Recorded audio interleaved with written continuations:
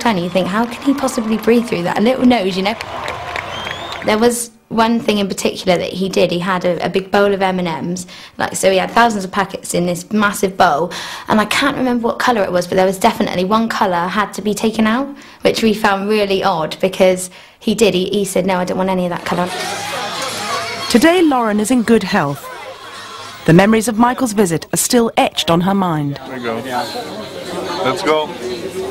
Sure. When Michael talked to me about my illness and my cancer and treatment and being really positive, he made me feel so good. I went away feeling extra positive and felt really good that somebody that famous could even like talk to me and talk that nicely and say how positive things. It just made me feel great, really. Another day has gone.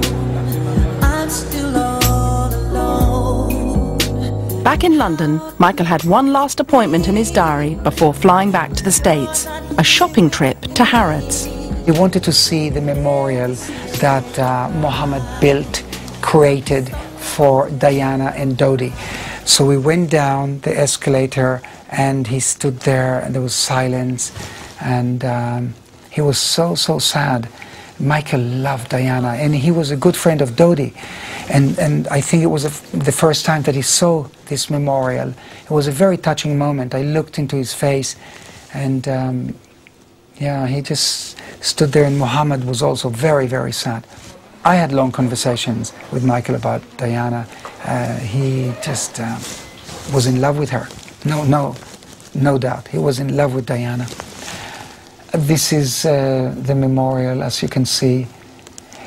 You must understand Mohammed, very sad, crying, and then we moved away into the clothing section.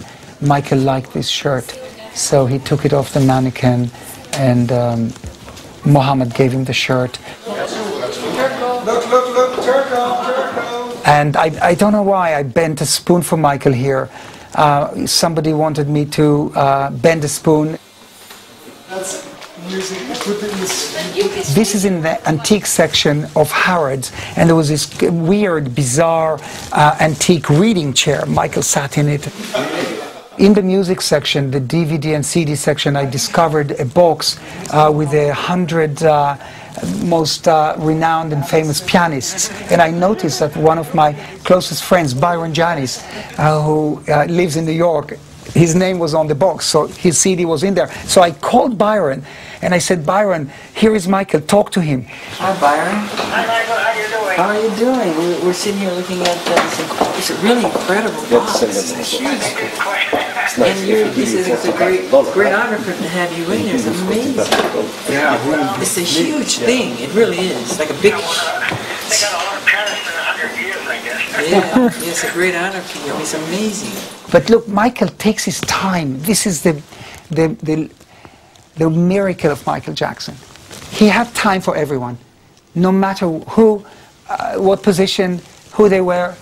He just pleased everyone. He didn't have to, but he did. Michael's visit to London had been a triumph, but his friendship with Uri was about to be rocked to its foundations. Uri had been asked by journalist Martin Bashir to introduce him to Michael. The documentary that followed would create headlines around the world.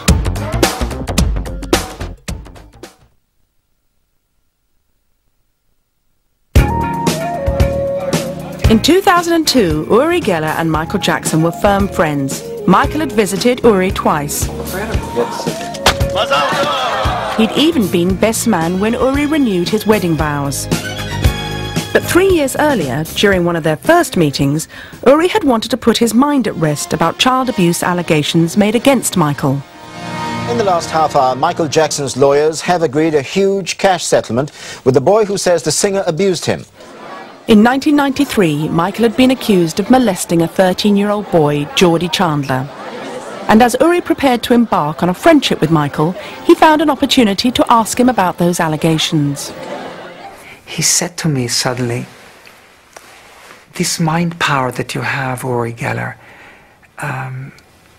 can you send it to me? Can I feel it, and also there's some food I eat and I don't want to eat junk food. Can you make me not eat it? And then I said to him, look, Michael, I used to be a hypnotist in Israel before I became famous for my spoon bending. Will you allow me to hypnotize you? And he said, wow, yes, can you really hypnotize? There was that streak of suspicion in me. I had to get rid of that, and that's why I suddenly confronted him under hypnosis. I asked him, Michael, did you ever touch a child in an inappropriate manner? And Michael answered immediately, no, I would never do that. And then I asked him, well, why did you pay off Jody Chandler? He said to me immediately, I had enough. I couldn't take it anymore. You know, I brought him out of the trance. He never knew this. To me, this was a private validation that this poor man is innocent. But allegations of child abuse would return to haunt Michael years later. In 2002, Uri received a phone call from journalist Martin Bashir, the man who had famously interviewed Princess Diana. He wanted Uri to introduce him to Michael so he could make a documentary. I said to myself, wow, you know, Michael loved Diana so much that maybe this is the right guy, this is the right person. I mean, he did interview Princess Diana, for goodness sake. And I thought, this is great. And I took Martin Bashir to the hotel. We sat in the lobby, and then I introduced Michael to Bashir in his room. I introduced them, and I left them. Do you come out here on your own? Yeah. How often? All the time. You just come out on your own? Yes. What, and go on a ride? Yep. The documentary that followed made headlines around the world. But from Michael Jackson's point of view, it was for all the wrong reasons. During the period of filming, Michael had dangled his baby son blanket from a hotel balcony in Berlin. And later in the program, Michael had been filmed holding a boy's hand at his Neverland ranch. He admitted sharing his bedroom with children. They make that sexual. It's not sexual. But we're going to sleep. I tuck them in. I put a little music on, and to a little storytelling. I read a book. It's very sweet. Put the fireplace on. Give them hot milk. You know, we have little cookies. It's very charming. Just months after broadcast, the boy filmed with Michael would accuse him of abuse. Michael was arrested and handcuffed. In my opinion, this interview could have been fantastic for Michael. But Michael did a few mistakes while Bashir was interviewing him.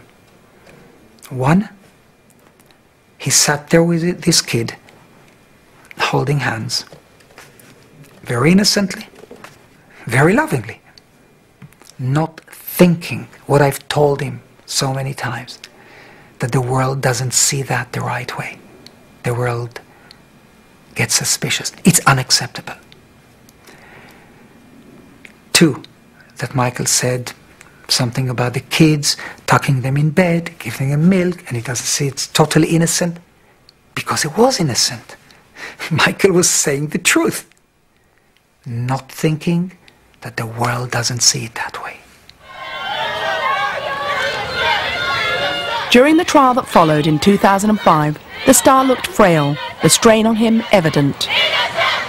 Uri appeared on TV to plead Michael's innocence. I know for a fact that there will be thousands of fans helping him. They will attend, and I also hope that Michael Jackson knows how to dip into the pool of tangible consciousness of his fans and derive the positive energy and the love that he will be getting from them. Finally, after a 5-month trial, Michael was acquitted. but it seemed his friendship with Uri was over. So after that documentary, it was